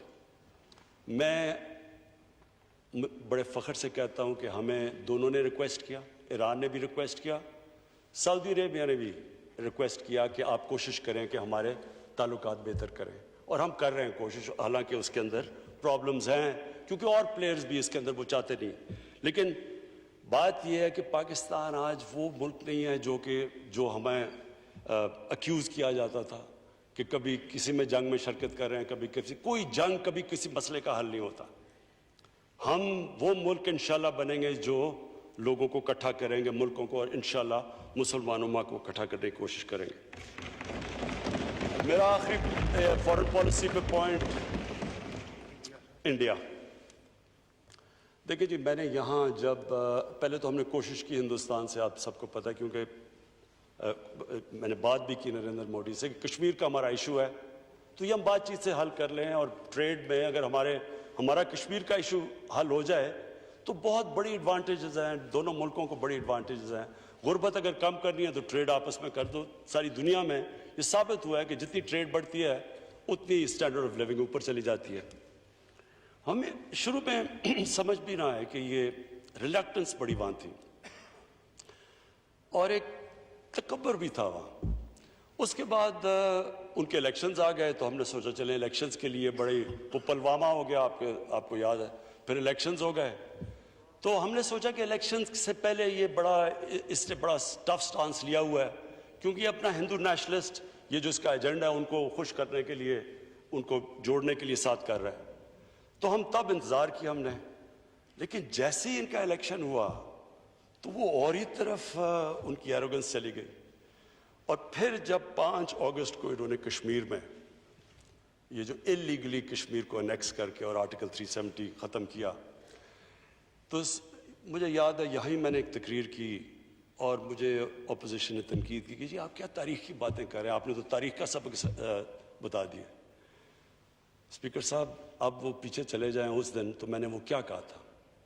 میں نے یہ کہا تھا کہ ہمارا مقابلہ یہ کوئی انٹرسٹ کے اگینسٹ نہیں ہے، یہ انڈیا اپنے انٹرسٹ نہیں پروٹیکٹ کر رہا، ہمارا ایک آئیڈیالوجی کے خلاف مقابلہ ہے، یہ ایک ہندوتا، ایک ہندو سپریمسسٹ، ایک فیشسٹ، ایک نازی انسپائرڈ آئیڈیالوجی کا مقابلہ ہے۔ وہ پاکستان کو سمجھتے نہیں ہیں کہ یہ کوئی ملک جس سے کوئی ان کے تعلقات اچھے ہونے چاہیے، وہ ہمیں ایک اس سٹیٹ ادھر دبا کے رکھ جاتے ہیں جو اس وقت ہندوستان میں مسلمان دبایا ہوا انہوں نے۔ تو اسپیکر صاحب میں نے تو یہ تب بھی یہ کہا کہ اس کے بڑے سیریس ریپرکشنز ہیں، کیونکہ یہ جس طرف آپ جا رہے ہیں، اور آپ نے دیکھا ہوگا کہ اب انہوں نے کئی جگہ پہ پاکستان کے کشمیر کو، اپنے آزاد کشمیر کو اندر شامل کیا ہوا ہے، کیونکہ ان کی سوچ کچھ اور ہے۔ اور اس کے بعد میں یونائٹڈ نیشنز گیا، ادھر میں خود لیڈرز کو ملا، سارے ہیڈز، ٹرمپ انکلوڈڈ، جس نے کہا میں کشمیر میں میڈیٹ کروں گا، سب کو میں نے سمجھایا کہ ہندوستان میں ایک بہت بڑا ایک عذاب آ گیا ہے، صرف مسلمانوں پہ نہیں، یہ ہندوؤں کے اوپر بھی بہت بڑا عذاب ہے۔ یہ جو آدمی آ گیا ہے یہ ایک فنیٹک ہے، جس نے گجرات میں جو کیا تھا، ایک چیف منسٹر نے اجازت دی 3 دن کے لیے، مسلمانوں کو جس طرح قتل کیا، عورتوں کو ریپ کیا، 1 لاکھ لوگ ریفیوجی ہوئے، تبھی سمجھ آ جانی چاہیے تھی یہ نارمل آدمی نہیں ہے۔ اور میں نے پوری کوشش کی، میں گیا جو امریکہ کا جو سب سے بڑا جو اخبار ہے نیو یارک ٹائمز، جو کہ اوپینین میکنگ اخبار ہے، اس کے سارے ایڈیٹوریل بورڈ کو میں نے سمجھایا چیک کریں کہ یہ RSS کی کیا کنیکشنز تھی نازیز کے ساتھ، ہٹلر کے ساتھ، یہ کیسے ایڈمائر کرتے تھے۔ انہوں نے خود تحقیقات کی۔ آج آپ دیکھیں، یہ 5 اگست سے آج تک لے لیں، کبھی انٹرنیشنل میڈیا اور امریکن میڈیا میں کبھی بھی ہندوستان کو وہ کرٹیسزم نہیں ہوئی، وہ جو انہوں نے کشمیر کے لیے نہیں بولے جو آج وہ بول رہے ہیں، کبھی بھی ہندوستان کو انٹرنیشنل میڈیا میں وہ کانڈیمنیشن نہیں ہے جو آج مل رہی ہے۔ کبھی پاکستان کو آج بنگلہ دیش کے بننے کے بعد یہ پہلی دفعہ ہے کہ پاکستان کو باہر بہتر میڈیا ملتا ہے بنسبت ہندوستان کے۔ 1965 کے بعد یونائٹڈ نیشنز کی سیکیورٹی کاؤنسل میں 2 دفعہ یہ ایشو اٹھایا گیا، اس سے پہلے کبھی ایک ڈیڈ ایشو تھا، اور یہ ہماری بہت بڑی کامیابی تھی اسپیکر صاحب کہ خود وہاں میڈیا سے انٹریکٹ کیا۔ جب میں نیو یارک تھا، یونائٹڈ نیشنز کی سیکیورٹی کاؤنسل میں نے یہ اٹھایا، یہ کشمیر کا سمجھایا لوگوں کو RSS کا، اور اس سے آج آپ دیکھیں کہ سارے جتنے بھی جو اسٹیبلشڈ ویسٹرن اخبار ہیں، سب کے اندر ان کو جو اب جو یہ RSS کو کہا جاتا ہے کہ جو کیسے انہوں نے تباہی مچا رہی ہے، سیکولرزم کی ختم وغیرہ وغیرہ، تو یہ ایک ہمارا بہت بڑا کریڈٹ تھا۔ لیکن مجھے صرف افسوس سے یہ کہنا پڑتا ہے کہ جب وہ UN سے ہم وہ پورا امریکہ کا ٹور سے واپس آئے، اور ہمارا کام تھا کہ اب اس کو اور آگے لے کے جاتے، تو یہاں ایک ڈرامہ شروع ہو گیا کہ جناب وہ گورنمنٹ جا رہی ہے، کنٹینر آ گیا، سب آ گئے، وہ سارا 1 مہینے کے لیے جو پیک جانا چاہیے تھا کشمیر ایشو کا، انفارچونیٹلی وہ نیچے چلا گیا۔ لیکن میں آپ کو یہ کہنا چاہتا ہوں کہ یہ کشمیر ایشو آج دنیا کے اندر ادھر پہنچ گیا ہے، خاص طور پہ نریندر مودی نے پھر وہ حرکتیں کی، وہ جو اس نے 2 لیجسلیشن پاس کی خاص طور پہ مسلمانوں کو کرنے کے لیے، اور پھر جب ٹرمپ آیا تو ٹرمپ کے دوران جو پروگرام ہوا، جو انہوں نے مسلمانوں کا قتل عام کیا، تو یہ دنیا میں اب ایشو بن چکا ہے۔ اب ہمارا کام ہے، ہم اس پورا پلان کر رہے ہیں کہ اس ایشو کو ہم آگے لے کے جائیں۔ کشمیر ایشو ایک ایسا ہے جی کہ میری جو اپنی سمجھ ہے، ہو سکتا ہے میں غلط ہوں، میرے خیال میں یہ پوائنٹ آف نو ریٹرن پہ پہنچ گیا۔ ہندوستان جو 8 لاکھ فوج وہاں رکھ کے ان کو دبانے کی کوشش کر رہا ہے، یہ انسسٹینیبل ہے، اور اس نے کیا کہ کشمیریوں کو بالکل ایلینیٹ کر دیا ہے۔ اب کوئی بھی لیڈرشپ جو پرو انڈیا ہوگی وہ کشمیر میں چل ہی نہیں سکتی، بندوق کے زور پہ وہ کتنا چلے جائیں گے، 80 لاکھ لوگوں کو اس طرح دبا کے، یہ انسسٹینیبل ہے۔ اور میرے خیال میں کہ یہ انشاءاللہ یہ کووڈ کے بعد یہ جب یہ ختم ہوتی ہے تو یہ اب رک نہیں سکتی موومنٹ۔ میں آخر میں جی میں آخر اپنی کنکلوڈ کرتا ہوں تقریر. اسپیکر صاحب, کوئی بھی قوم ایک ویژن کے بغیر نہیں چلتی. وہ سیئنگ ہے کہ نیشنز وداؤٹ اے ویژن ڈائی. اس ملک کی ایک ویژن ہے. یہ کسی ویژن کے لیے ملک بنا تھا. یہ آپ فاؤنڈنگ فادرز کی سب کی سٹیٹمنٹس پڑھ لیں تو وہ ساروں نے ایک اسلامی فلاحی ریاست, اور جب اسلامی فلاحی ریاست کی بات کرتے ہیں تو وہ ہمیشہ 1500 سال کی تاریخ میں مسلمان مدینہ کی ریاست کی طرف دیکھتا ہے. میری اور میری پارٹی کی وہ ہے ویژن کہ ہم نے پاکستان کو مدینہ کی ریاست کے اصولوں پہ کھڑا کرنا ہے. اب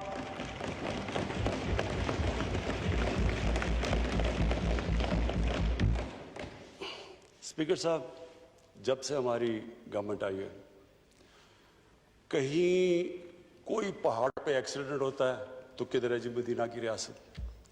کہیں کوئی بیماری ہوتی ہے, کووڈ آتی ہے, مدینہ کی ریاست کدھر ہے. دیکھیں جی, لوگوں کو پتہ ہی نہیں ہے. میں ذرا تھوڑا سا 5 منٹ لے کے بتانا چاہتا ہوں کہ مدینہ کی ریاست کیا تھی.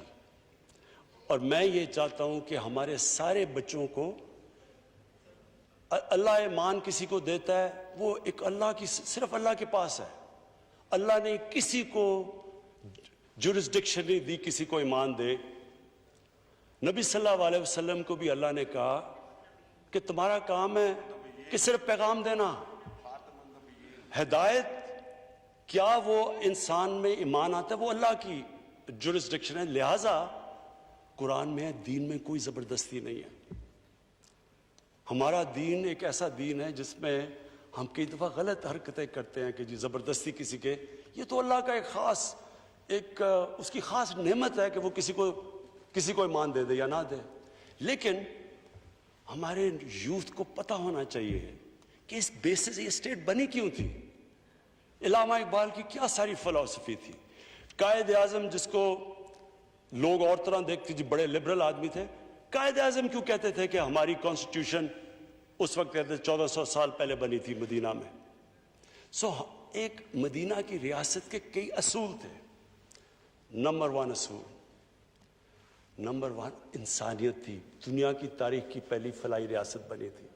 ایک اسٹیٹ نے ذمہ داری لی تھی اپنے غریب لوگوں کی, اور وہ جو پیٹرن فالو کرتا ہے, اور جو بھی میرا یہ کنٹینشن ہے آج اسپیکر صاحب, جو بھی مدینہ کے ریاست کے اصولوں پہ چلے گا وہ قوم اٹھ جائے گی, چاہے وہ مسلمان ہو یا نہ ہو.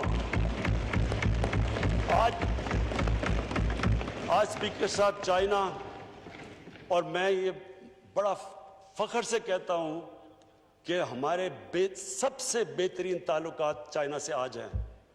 اور میں اسی کو کہتا ہوں کہ ہم جو چائنا کے ایکسپیرینس سے ہم سیکھ سکتے ہیں, دنیا میں اور کسی ملک سے نہیں سیکھ سکتے. چائنا نے وہ کیا جو مدینہ کی ریاست میں ہوا. ہمارے نبی صلی اللہ علیہ وسلم نے کمزور طبقے کو اوپر اٹھا کے ایک عظیم قوم بنا دی. چائنا نے 30 سال میں 70 کروڑ لوگوں کو غربت سے نکال کے آج وہ دنیا کی سب سے تیزی سے اکانومی, یعنی ساری دنیا کو پتا کہ چائنا کو اب کوئی, it's a matter of time کہ چائنا دنیا کی سب سے بڑی پاور بن جائے. تو ہوا کیا, اللہ کی بھی برکت اس قوم پہ آتی ہے جو اپنے غریب کمزور طبقے کی مدد کرتا ہے. تو اس لیے ہمارا جو احساس پروگرام ہے, انشاءاللہ یہ صرف ابھی تو ایمرجنسی کیش, اس کا پورا ہم نے پروگرام بنایا ہوا ہے کہ ہم نے کس طرح اپنے کمزور طبقے کو اوپر اٹھانا ہے. اس کا جو دوسرا مدینہ کی ریاست کا دوسرا جو بہت بڑا پرنسپل تھا وہ تھا میرٹ. ایک کتاب ہے انگریزی کی, کسی کو موقع ملے تو پڑھے, دی عرب کانکوسٹ اس کا نام ہے. وہ لکھتی ہے کہ کیا ہوا کہ نبی صلی اللہ علیہ وسلم جنگ بدر, جی جی جی جی جی جی جی پلیز اسپیکر صاحب, میڈم پلیز, اسپیکر صاحب پلیز میری ذرا یہ بات سن لیں, یہ میں ختم کر رہا ہوں اپنی تقریر. وہ کیا سرکار مدینہ نے, جو 620, یہ تاریخی ہٹ ہے, یہ کوئی گریک میتھولوجی نہیں ہے, تاریخ کا حصہ ہے. 624 या 25 में जंग बदर होती है, 313 लोग होते हैं, और 636 में 11 साल के बाद जो सुपर पावर थी एक बैजेंटाइन एम्पायर, वो कोलैप्स कर जाती है, उनके सामने घुटने टेक देती है यारमुख में 11 सालों में। और 12 सालों में पर्शियन एम्पायर जो दूसरी सुपर पावर है वो गिर जाती है। कुछ तो हुआ होगा कि इन 11-12 सालों में वो सारा एक दुनिया में एक ऐसा कोई एक्सप्लेन ही नहीं कर सकता। अल्लाहु अकबर, अल्लाहु अकबर,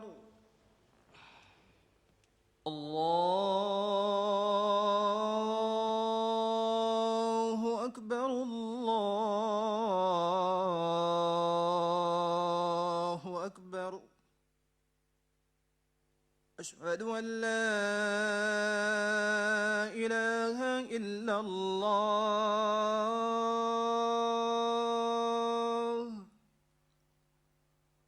अशहदु अन ला इलाहा इल्लल्लाह,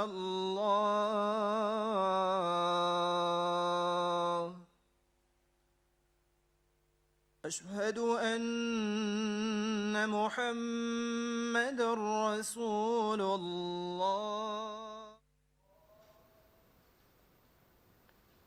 वज़ीर-ए-आज़म इमरान खान कौमी असम्बली में इजहार ख्याल कर रहे हैं। उनका ये कहना है, टिड्डी दल के हवाले से उन्होंने अपना खिताब शुरू किया। उनका ये कहना था कि टिड्डी दल के हवाले से 31 जनवरी से इमरजेंसी डिक्लेयर की हुई है और NDMA को तमाम ज़रूरी इक़दाम करने की हिदायत की हुई है। तमाम इख्तियारात जो है वो NDMA को दे दिए गए हैं क्योंकि ये बहुत बड़ा ख़तरा साबित हो सकता है। इससे निमटने के लिए भरपूर कोशिशें की जा रही हैं। कोरोना के हवाले से बात करते उनका कहना था कि 26 केसेस जब पाकिस्तान में रिपोर्ट हुए, रजिस्टर हुए, तो हमने लॉकडाउन कर दिया। उस वक्त कोई मौत भी नहीं हुई थी। अगर कोरोना पर कोई हुकूमत कंफ्यूज नहीं थी तो वो हमारी हुकूमत थी। बाकी तमाम दुनिया की हुकूमतें जो हैं वो फैसला लेने में हिचकिचाहट का इजहार कर रही थी। लेकिन उन्होंने कहा कि उसके साथ साथ हमने लोगों को कोरोना के साथ साथ भूख से भी बचाना था, जिसके लिए हमारी हिकमत अमली जो है वो बिल्कुल वाज़ेह थी। लॉकडाउन में मरहलावार नरमी की गई, कंस्ट्रक्शन इंडस्ट्री को खोला गया और उसके साथ साथ एहसास इमरजेंसी कैश प्रोग्राम शुरू किया गया कि लोगों को 12-12 हज़ार रुपये ख़ानदानों के हिसाब से दिए गए ताकि तमाम लोग अपनी ज़रूरियात घर बैठे ही पूरी कर सकें। उन्होंने कहा कि भारत ने हमारी हुकूमत को देखकर लॉकडाउन नाफिज किया, लेकिन भारत में जिस तरह से लॉकडाउन लगाया गया बग़ैर किसी तैयारी के, उसके बाद उसका हाल तमाम दुनिया ने देख लिया।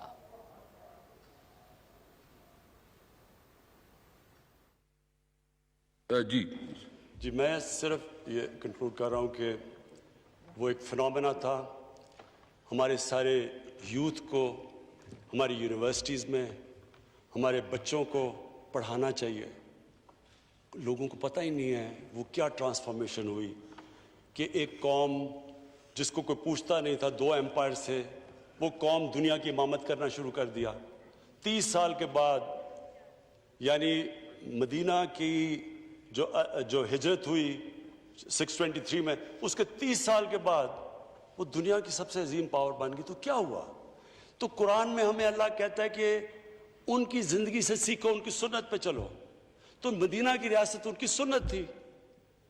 उन्होंने क्यों हमें, अल्लाह ने जो कुरान में सारी चीज़ें हमारी बेहतरी के लिए हैं, तो इस कौम की बेहतरी के लिए भी वो जिस तरह इलामा इकबाल कहते हैं कि मुसलमान उठता ही तब है जब वो उन प्रिंसिपल्स पे चला जाता है।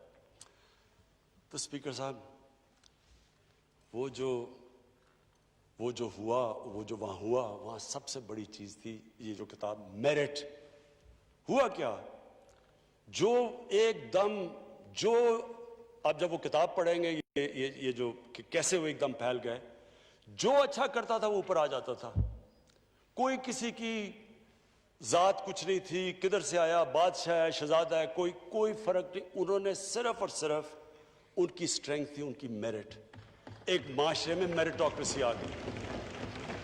आज स्पीकर साहब, आज अगर आप स्टडी करें कि क्या वजह है कि ये मुसलमान पीछे रह गए और मगरब आगे चला गया, उसकी सबसे बड़ी वजह थी बादशाहत। बादशाहत के अंदर मेरिट नहीं था। बादशाहत के अंदर खून की वजह से लोगों को मिलता था। तो जब मुगल पहले 6 मुगल बादशाह 185 साल उन्होंने हुकूमत की, एक से एक बेहतर था। लेकिन औरंगजेब के बाद 6 نے 185 سال حکومت کی, اورنگزیب کے بعد 13 سالوں میں اگلے 6 نے حکومت کی, کیونکہ کسی میں کیپبلٹی نہیں تھی, اور بعد شہزادوں میں کسی میں کیپبلٹی نہیں تھی. اس کے بعد ایگزیکٹلی وہی ہوا آٹومن ایمپائر کے ساتھ, عثمانیہ سلطنت. سلیمان کے بعد, اس کے بعد کون آیا؟ اس نے جو اصل جس شہزادے نے آنا تھا, جس کو ٹرین کیا ہوا تھا, جو کیپبل تھا, اس کو سازش کر کے مروا کے تو ایک بیوی نے اپنا بیٹا لے آئی جو سلیمان کی فیورٹ تھی. اس کے بعد ان کی ڈکلائن شروع ہو گئی. سو ڈیموکریسی کیوں پریویل کی؟ جتنی ڈیموکریسی میں میرٹ ہوتی ہے اتنی ڈیموکریسی آگے چلی جاتی. الیکشن میں ڈیموکریسی نہیں ہے, ڈیموکریسی میں میرٹ ہوتی ہے اور ڈیموکریسی میں اکاؤنٹیبلٹی ہوتی ہے لیڈرشپ کی. اس کی وجہ سے ڈیموکریسی بادشاہت کو پیچھے چھوڑ گئی. آج چائنا آگے نکل گیا ہے. آج چائنا کا یہ ہے کہ آج ان کی جو میرٹ کا سسٹم ہے, آج اب ان کی فالو کریں کمیونسٹ پارٹی. یہ جو 2 آئے ہیں ان کے پریزیڈنٹ لی اور جو پریمیئر لی اور پریزیڈنٹ, 40 سال انہوں نے گاؤں سے اٹھ کے اوپر آئے ہیں. ان کی اتنی ان کا تجربہ, آپ حیران ہو جائیں گے کہ کس طرح ان کا سسٹم ان کو اوپر لے کے آیا. اور جو اگلی چیز کہ کیوں معاشرے آگے چلے جاتے ہیں, مدینہ کی ریاست میں سب سے بڑی چیز کیا تھی میرٹ کے علاوہ؟ رول آف لا, قانون کی بالادستی. آج تک کوئی دنیا کا معاشرہ قانون کی بالادستی کے بغیر اوپر نہیں جا سکا. 2 خلیفہ وقت کھڑے ہوئے جا کے قاضی کے سامنے. حضرت علی رضی اللہ تعالیٰ, ان کا مقام اسلام کی تاریخ میں کیا ہوگا؟ وہ ایک یہودی سے کیس ہار جاتے ہیں کیونکہ قانون, رول آف لا تھا, کوئی قانون کے اوپر نہیں تھا. حضرت عمر, ایک عام آدمی پوچھتا ان سے کہ بتائیں آپ نے یہ کپڑے کدھر سے لیے؟ جو حکمران تھے وہ اکاؤنٹیبل تھے, جواب دہ تھے. آج اگر آپ دنیا کو دیکھیں, اسٹڈی کریں آج دنیا کو, جو غریب ملک ہے, جدھر غربت ہے, وہ رول آف لا نہیں ہے. کوئی مجھے ملک بتا دیں, افریقہ کے اندر ملکوں کے پاس ہیرو ہیں, پیسے ہیں, منرلز ہیں, سب کچھ ہیں, تیل ہے, غربت کی انتہا ہے. جب اسٹڈی کریں گے وہ رول آف لا نہیں ہے. وہاں لوگ, ان کے حکمران سارے, آپ ان کی پوری اسٹڈی کریں, ان کے بھی حکمران وہاں سے پیسے چوری کر کے باہر کے ملکوں میں لے جاتے ہیں. جب تک آپ رول آف لا نہیں لے کے آتے اور رولرز اکاؤنٹیبل نہیں ہے. یہ جو سارا پروسیس شروع ہوا تھا ویسٹرن ڈیموکریسی کا, یہ جو ویسٹ منسٹر کی ہے, وہ میگنا کارٹا سے شروع ہوا تھا. وہ کیا تھا؟ بادشاہ کو قانون کے نیچے لانا, وہ پروسیس شروع ہوا تھا. تو ہم آج پاکستان میں یہ اپنے ذہن میں ڈال لیں کہ کوئی ملک آج تک جب تک ان کے جو حکمران ہیں ان کو ملک کے قانون اپلائی نہیں کرتے اور وہ اکاؤنٹیبل نہیں ہیں, وہ جواب دہ نہیں ہیں, وہ ملک ترقی نہیں کر سکتا. آج تقریباً 1 ٹریلین 1000 ارب ڈالر غریب ملکوں سے جاتا ہے امیر ملکوں میں ہر سال. اور اس میں سے ایک تو ٹریڈ سرپلس ہوتا ہے کیونکہ ان کے زیادہ چیزیں ہم خریدتے ہیں ان کی, لیکن دوسرا جو رولنگ ایلیٹس ملک سے پیسہ چوری کر کے باہر بیچتی ہیں. یہ سب سے بڑی وجہ ہے کہ ان ملکوں میں غریب امیر میں بھی فرق ہو جاتا ہے اور غریب ملک اور امیر ملکوں میں فرق ہو جاتا ہے. اسپیکر صاحب, میرا کوئی کسی سے لڑائی نہیں ہے. میں پہلے دن سے جب یہاں آیا ہوں, تقریر نہیں کرنے دی مجھے. جب میں بات کرتا ہوں شور مچتا ہے, غلط باتیں کرتی ہیں, میری کسی سے کوئی لڑائی ہے؟ ان سب کو جو بھی یہ سمجھتا ہے کہ یہ میں کسی سے لڑائی کی وجہ سے یا کوئی میں اپنے دشمنیاں کسی سے ہیں, میری کوئی کسی سے دشمنی نہیں ہے. میں آج آپ کے سامنے کہہ رہا ہوں کہ اگر پاکستان کے اندر, ہمارے ملک میں اگر صحیح معنی میں اکاؤنٹیبلٹی پروسیس نہ چلا, ہم کسی صورت اتنا پیسہ نہیں اکٹھا کر سکتے اپنے بچوں کو تعلیم دینے کے لیے, صحت ان کے علاج کرنے کے لیے, ہسپتال ٹھیک کرنے کے لیے. ہم آگے بڑھ ہی نہیں سکتے. اور نہ ہم کیا, کوئی ملک نہیں بڑھا. اب سوئٹزرلینڈ کے پاس کیا ہے, نیوزی لینڈ کے پاس کیا ہے, ان کے پاس تو کچھ بھی نہیں ہے. پاکستان کے پاس جو منرل ویلتھ پہ ہم بیٹھے ہوئے ہیں, ہمارے پاس جو ریزروز ہیں, آپ کو پتہ ہے پاکستان نمبر 5 پہ ملک میں ہے جس میں 3-4 مین جیم سٹونز ہوتے ہیں. 3 اس میں سے 5th بگیسٹ ریزروز ہیں 3 جیم سٹونز کے پاکستان میں. غریب ترین ملک ہے, وہ چوری ہو کے باہر جا رہے ہیں, کوئی ملک کو فائدہ ہی نہیں ہو رہا. ہمارے پاس یہ جو ریکو ڈیک کا یہ کیا ہوا ہے؟ کرپشن کی وجہ سے یہ سارا پھنسا ہوا ہے. جدھر ہر پاکستان کو پیسہ فارن ایکسچینج آنا چاہیے تھا, نہیں آ رہا. وہ کارکے کا وہ ہوا سارا, وہ کرپشن کی وجہ سے 190 ارب روپے کا ہمارے اگینسٹ ڈیمیجز ہو گئے. میں تو شکر کرتا ہوں پریزیڈنٹ اردوغان کا کہ انہوں نے بیچ میں پڑھ کے ہمیں وہ معاف کروایا, نہیں تو ہمیں 190 ارب اور پڑ جانا تھا. اور پیچھے سب کے پیچھے جائیں گے تو جب آپ ایک ملک کی جب ایلیٹ کرپشن پہ لگی ہوئی ہے, وہ آپ کیسے سمجھتے ہیں وہ ملک ترقی کرے گا؟ ہم جب آپ کسی کے اوپر کیس ہوتا ہے وہ کہتے ہیں جی پولیٹیکل وکٹمائزیشن ہے. مجھے یہ بتائیں کہ میرے اوپر پولیٹیکل وکٹمائزیشن نہیں تھی جب انہوں نے میرے اوپر 2002 کا فلیٹ ڈکلیئر ہوا, مجھے انہوں نے سپریم کورٹ میں 6 کیسز کر دیے, میرے الیکشن کمیشن کے اندر مجھے سپریم کورٹ میں 2 کیسز کیے. کیا میں نے کہا کہ کبھی میں نے کہا وکٹمائزیشن ہے؟ میں جواب دیتا. میں جب وہ فلیٹ لیا تھا, میں ساری دنیا جانتی ہے میں انٹرنیشنل کرکٹر تھا, میں تو جواب دہ ہی نہیں تھا, میرے پاس تو کوئی پبلک آفس نہیں تھا. اس کے باوجود 10 مہینے میں اسپیکر صاحب جو میرے سے سپریم کورٹ نے جواب مانگے میں نے دیے. 40 سال پرانے کانٹریکٹ دیے, مارگیجز دکھائے, کدھر سے پیسہ آیا, مارگیج میں کتنا گیا, کب وہ مارگیج دیا, فلیٹ کب بکا, بیوی سے جو پیسے لیے ہوئے تھے یہاں زمین لینے کے لیے. آپ کو پتہ ہے سپریم کورٹ نے میرے سے پوچھا کہ جناب آپ بتائیں, ثابت کریں کہ آپ نے بیوی کو پیسے واپس کیے تھے.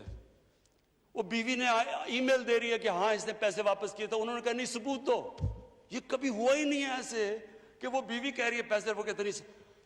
بینک سٹیٹمنٹس نکال کے دی 15 سال پرانی جو میرا ٹرانزیکشن بیوی کے ساتھ تھا, منی ٹریل دی, سارا جو پیسہ وہاں سے حلال کی کمائی کا باہر سے پاکستان لے کے آیا اس کی منی ٹریل دی.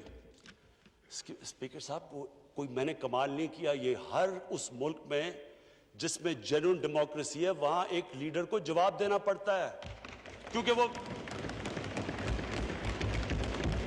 امانت دار ہوتا ہے, وہ پبلک کے پیسے کا امانت دار ہوتا ہے. یہ کوئی وکٹمائزیشن نہیں ہے. اور یہ جو نیب ہے یہ ہم نے تو نہیں نیب بنائی, ایک آدمی ہم نے بھرتی نہیں کروایا, نیب تو پرانی ہے, 90% کیسز بھی پرانے ہیں, لیکن گالیاں ہر روز مجھے پڑتی ہیں کہ جناب دیکھیں عمران خان نے یہ کر دیا وہ کر دیا. دیکھیں اسپیکر صاحب, میں چاہتا ہوں کہ ہماری پارلیمنٹ چلے, میں چاہتا ہوں کہ ڈبیٹ ہو صحیح, کیونکہ ڈبیٹ کے بغیر آئیڈیاز تراشے نہیں جاتے. ڈبیٹ سب سے امپورٹنٹ چیز ڈیموکریسی کی اکاؤنٹیبلٹی اور میرٹ کے بعد تیسری چیز ہے وہ ڈبیٹ ہوتی ہے. ڈبیٹ سے کیا ہوتا ہے؟ اب دیکھیں انگلینڈ کے اندر بریکسٹ, کوئی بھی نہیں سمجھ رہا تھا کہ اتنے 2 عالم ملک ڈیوائیڈ ہو گیا, ایک کہتا رہنا ایک کہتا نہیں رہنا, لیکن انہوں نے کس طرح ڈبیٹ کے بعد ایک ملک اکٹھا ہو گیا. یہ سب سے بڑا کمال ہوتا ہے. یہاں ڈبیٹ ہی نہیں ہو سکتی, جب بات کرو وہ شروع ہو جاتے ہیں کہ جی وہ نیب نیازی نیکسس یا کبھی کچھ شروع ہو جاتے ہیں. یعنی اس طرح تو ملک دیکھیں نا اسپیکر صاحب, میں نے تو نہیں نیب بنائی. پوائنٹ یہ ہے کہ کیا فنڈامنٹل پرنسپل یہ ہے, کیا ہمارے جو اقتدار میں لوگ رہتے ہیں وہ جواب دینا چاہتے ہیں اپنی ویلتھ کا یا نہیں دینا چاہتے؟ اور اگر وہ نہیں دینا چاہتے تو باقی کیوں دیں گے؟ آپ جو کلچر ہوتا ہے وہ اوپر سے سیٹ ہوتا ہے. وہ کہتے ہیں fish rots from the top. جب اوپر سے خراب ہوتا ہے وہ سارا معاشرہ نیچے تک تباہ ہو جاتا ہے. کرپشن کا اسپیکر صاحب نمبر 1 پرابلم یہ ہوتا ہے کہ ملک میں جو پیسہ ہیومن ڈیولپمنٹ میں جانا ہوتا ہے وہ لوگوں کی جیبوں میں چلا جاتا ہے. نمبر 2 پرابلم یہ ہوتا ہے کیونکہ چوری کا پیسہ ہوتا ہے وہ ملک میں نہیں آپ رکھ سکتے, وہ آپ کو ملک سے باہر بھیجنا پڑتا ہے. وہ سیکنڈلی وہ, اور جب آپ پیسہ باہر بھیجتے ہیں ایسٹیمیٹ لگایا جاتا ہے $10 ارب پاکستان سے منی لانڈر ہوتا ہے ہر سال. یہ اسٹیٹ ڈپارٹمنٹ کا امریکہ کا ایسٹیمیٹ ہے. تو یہ جب $10 ارب باہر جاتا ہے تو ہمیں جا کے IMF سے 6 ارب کا قرضہ لینا پڑتا ہے. جب آپ کا ملک کا پیسہ باہر جاتا ہے وہ پیسہ ملک میں خرچ ہو تو ہم روزگار دے سکتے ہیں, وہ باہر چلا جاتا ہے. اس کے بعد